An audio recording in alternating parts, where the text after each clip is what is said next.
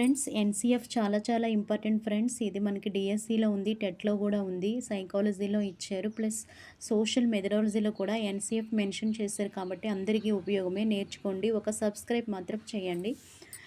NCF 2005 ప్రకారం ఆరోగ్యం మరియు వ్యాయామ విద్య ఒక ఐచ్ఛిక విషయంగా ఈ స్థాయిలో ఉండవచ్చు అని ఎవరు చెప్పారంటే సెకండరీ విద్యా కమిషన్ చెప్పారు.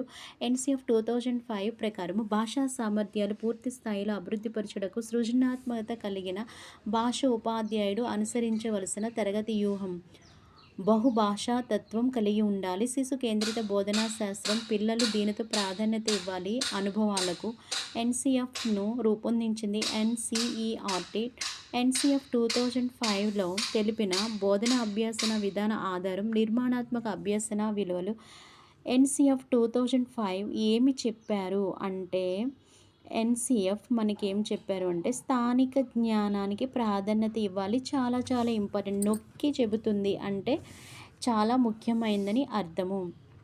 ఎన్‌సీఎఫ్ 2005 ప్రకారం మార్గదర్శక సూత్రాల్లో లేనిది.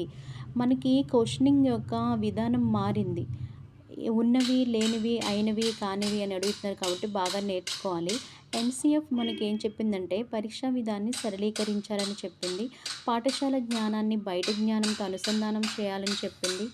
పాఠ్య ప్రణాళిక సుసంపన్నం చేయాలని చెప్పారు. కంఠస్థ పద్ధతులను